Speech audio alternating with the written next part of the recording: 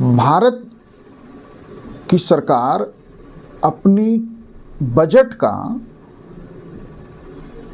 2024-25 में 24% हम अपनी बजट का जो है ब्याज अदायगी और पिछले लिए गए उधारी को चुकाने में दे रहे हैं।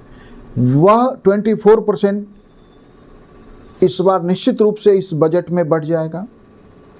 तो यदि कोई भी देश अपनी बजट का 1/4 से अधिक ब्याज और लिए गए पिछले उधारों को चुकाने में लगा देगा, तो इससे सवाल है कि देश की शिक्षा का क्या होगा, देश की स्वास्थ्य व्यवस्था का क्या होगा, देश के इंफ्रास्ट्रक्चर का क्या होगा, देश में लोक कल्याणकारी की योजनाओं का क्या होगा। यदि हमने 1/4 जो है ब्याज अदायगी में लगा देंगे तो भारत में शिक्षा के लिए, सार्वजनिक शिक्षा के लिए बड़े पैमाने पे धन चाहिए। वो धन कहाँ से आएगा? देश में स्वास्थ्य सेवाओं के लिए हम जानते हैं कि भारत स्वास्थ्य सेवाओं के उपलब्धता के मामले में यदि प्राइवेट डॉक्टर और प्राइवेट हॉस्पिटल तक लोग न जाएं तो इस देश में स्वास्थ्य सेवाओं की स्थिति जो है बहुत खराब हो जाएगी और लोगों को सामान्य बातों में भी जो है परामर्श डॉक्टर्स का नहीं मिल पाएगा।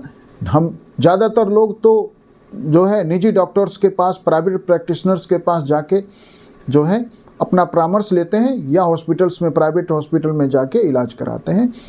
तो जिस देश में जो है स्वास्थ्य की चुनौतियां बढ़ रही है, उस स्वास्थ्य की चुनौती के लिए हम धन कहाँ से लाएंगे? इंफ्रास्ट्रक्चर के लिए रोड्स पे तो काम हो रहा है, लेकिन वो इसलिए हो रहा है क्योंकि वो हम BOT में बना रहे हैं, बिल्ड ऑपरेट एंड ट्रांसफर, कि सरकार उसमें निवेश तो कर देती है लेकिन फिर वो निवेश नहीं है। वो आज सरकार को जो है नेशनल हाईवे और एक्सप्रेसवे के माध्यम से 70,000 करोड़ रुपया का पर वर्ष जो है हम रेवेन्यू, मतलब कि जो टोल सरकार कलेक्ट कर रही है वो ले रहा है। तो इंफ्रास्ट्रक्चर में रोड्स पे तो काम हो रहा है। आम आदमी बात भी इसी पे करता है कि देखिए कितना बेहतर इंफ्रास्ट्रक्चर पे काम हो रहा है, लेकिन इंफ्रास्ट्रक्चर के बहुत सारे अन्य सेक्टर्स हैं, उनका क्या होगा? हमें इनलैंड वाटरवेज को डेवलप करना है, हमें बेहतर बंदरगाह बनाने हैं, उनका क्या होगा? तो सवाल ये है कि इस जो है यदि हम इसी तरह से ब्याज अदायगी की राशि जो है प्रतिशत में बढ़ती रहेगी तो इस देश का क्या होगा कि आवश्यक विकास के लिए जो देश की निवेश क्षमता है वो उसमें लगातार कमी आ जाएगी। तो मतलब है कि आने वाले समय में ब्याज के कारण आवश्यक विकास के लिए जो योजनाएं बनाना मुश्किल हो जाएगा। उन योजनाओं के लिए निवेश की क्षमता के लिए जो धन चाहिए वो हम कहाँ से लाएंगे? और लगातार जो है सरकार इस ब्याज अदायगी के लिए अधिक नोटों की छपाई कर रही है और अधिक मार्केट में मुद्रा की अधिक उपलब्धता, मुद्रास्फीति का आज एक सबसे बड़ा कारण है। रिजर्व बैंक कितनी भी कोशिश कर ले अपनी मॉनेटरी पॉलिसी से, लेकिन भारत में मुद्रास्फीति की दर जो नीचे नहीं जा पा रही है उसका कारण है देश में अर्थव्यवस्था की जरूरत के हिसाब से नोटों की अधिक छपाई। अब देखिए कि 2016 में जब हमारे देश की इकॉनमी अप्रॉक्स 3 ट्रिलियन की थी, 3 ट्रिलियन का मतलब है कि 3 लाख करोड़ रुपीज की थी, तब जो है हमारे देश में मार्केट में सर्कुलेटेड मनी जो है वो 16.80 लाख करोड़ था, मतलब 16,80,000 करोड़ रुपए का सर्कुलेटेड मनी, मतलब कि मार्केट में जो करेंसी उपलब्ध है रिजर्व बैंक के द्वारा वो 16.80 लाख करोड़ था। ये करेंसी रिजर्व बैंक क्यों छापती है? क्योंकि देश में हम जिस इकोनॉमिक मॉडल में हैं वो सिंबॉलिक करेंसी का मॉडल है कि जहां लोगों अर्थव्यवस्था को चलाने, नोट का रोल सिर्फ इतना है कि वह यदि किसी व्यक्ति को कुछ खरीदना है तो वो आसान भुगतान करके उसे प्राप्त कर सके और फिर वो व्यक्ति आगे जो है डिस्ट्रीब्यूटर से आसान भुगतान करके माल मंगा सके। तो पूरे देश की इकोनॉमी को चलाने के लिए जो है ये हम रिजर्व बैंक या हर देश का सेंट्रल बैंक मुद्राओं की छपाई करती है। उसका सिर्फ इतना उद्देश्य है कि देश की अर्थव्यवस्था का संचालन किया जा सके। तो जब इकॉनमी 3 ट्रिलियन की थी तब मार्केट में 2016 में 16,80,000 करोड़ का सर्कुलेटेड मनी था। आज इकॉनमी 3.9 ट्रिलियन है, माने हम 4 ट्रिलियन को अब भी जो है टच नहीं कर पाए हैं। फिर भी मार्केट में सर्कुलेटेड मनी जो है, जो लेटेस्ट डाटा कह रहा है, वह 35,66,000 करोड़। मतलब आप सोच के देखिए कि और देश की अर्थव्यवस्था में 1 ट्रिलियन का विस्तार नहीं हुआ, लेकिन मार्केट में सर्कुलेटेड मनी दुगने से अधिक हो गई। तो इसका कारण है कि सरकार कर्ज के भुगतान के लिए, जो आंतरिक कर्ज लेती है उसके भुगतान के लिए नोटों की अधिक छपाई हो रही है, और उस नोटों की अधिक छपाई से मुद्रास्फीति बढ़ रही है। वैसे नोटों की अधिक छपाई का एकमात्र कारण ये नहीं है कि सरकार कर्ज अदायगी के लिए नोट छाप रही है, क्योंकि हमारे देश में ब्लैक मनी के कारण बड़े पैमाने पे नोटों की होर्डिंग हो जाती है, और जब सर्कुलेटेड मनी कम होता है तो रिजर्व बैंक को सर्कुलेशन को मेंटेन रखने के लिए, बनाए रखने के लिए नए नोट छापने पड़ते हैं।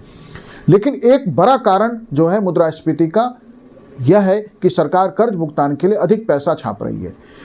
अब ऐसे में क्या होगा कि जो विदेशी निवेशक हैं उनका विश्वास तो देश की इकोनॉमी में कम हो जाएगा, क्योंकि फॉरेन इन्वेस्टर्स को इस उच्च मुद्रास्फीति और सरकार के इस लगातार बढ़ते उधार के बोझ से जो है उनका विश्वास कम हो जाएगा। और जैसे ही उनका विश्वास कम होगा तो इस देश को आज जब FDI की सबसे ज़्यादा ज़रूरत है देश की इकोनॉमी को ग्लोबल इकोनॉमी बनाने के लिए, तो उसमें विदेशी निवेश निश्चित रूप से प्रभावित होगा और विदेशी निवेश कम हो जाएगा। जैसे ही विदेशी निवेश कम होगा, देश में लोगों का विश्वास कमज़ोर पड़ेगा, निवेशकों का विश्वास कमज़ोर पड़ेगा, तो देश के आर्थिक अस्तित्व को खतरा है। तो आज इस बढ़ते कर्ज के भार से देश के आर्थिक अस्तित्व को एक बड़ा खतरा उत्पन्न हो गया है। देश की साख खतरे में है। सरकार को इस पे ध्यान देने की ज़रूरत है। सरकार को नहीं, पूरे देश को, पूरे देश के लोगों को, इस देश के अर्थतंत्र से जुड़े लोगों को यह बात समझना पड़ेगा कि अधिक उधारी से यदि हम देश की इकॉनमी चलाएंगे, आप देखिए कि वर्ल्ड बैंक ने जो है एक कैप रखा हुआ है कि कोई भी देश अपनी GDP का 42% के आसपास ही अधिकतम उधारी ले। हमारे देश में यह स्थिति बिलो 40% थी, लेकिन पिछले 10 वर्षों में आज स्थिति यह हो गई कि हमारे देश की सरकार का उधारी GDP के 100% को क्रॉस कर गया है। तो यदि कोई देश अपने GDP का 100% उधार ले ले, पिछले 10 वर्षों में जिस बेतहाशा तरीके से उधार लिया गया है, वह देश की अर्थव्यवस्था के लिए आने वाले समय में गंभीर खतरा है। देश की अर्थतंत्र खतरे में है। देश में निवेशकों का विश्वास कमज़ोर पड़ रहा है। मुद्रास्फीति का एक बड़ा कारण बना हुआ है। देश की शिक्षा, स्वास्थ्य और इंफ्रास्ट्रक्चर में निवेश कम हो रहा है। और आप देखिए कि यही कारण है कि उच्च शिक्षा में लगातार ये कोशिश की जा रही है कि विश्वविद्यालय से लेकर कॉलेज जो हैं अपनी आंतरिक स्रोतों से जो अपने खर्चों का अधिकतम हिस्सा निकाले। UGC का बजट लगातार घटाया गया है, UGC का बजट लगातार घटाया जा रहा है।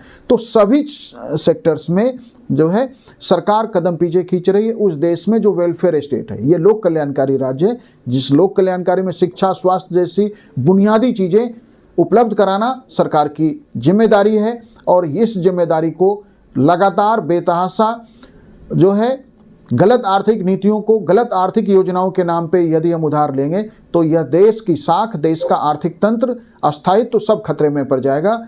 यह जो है गंभीर चिंता का विषय है। इस पे ध्यान देने की जरूरत है। Thank you.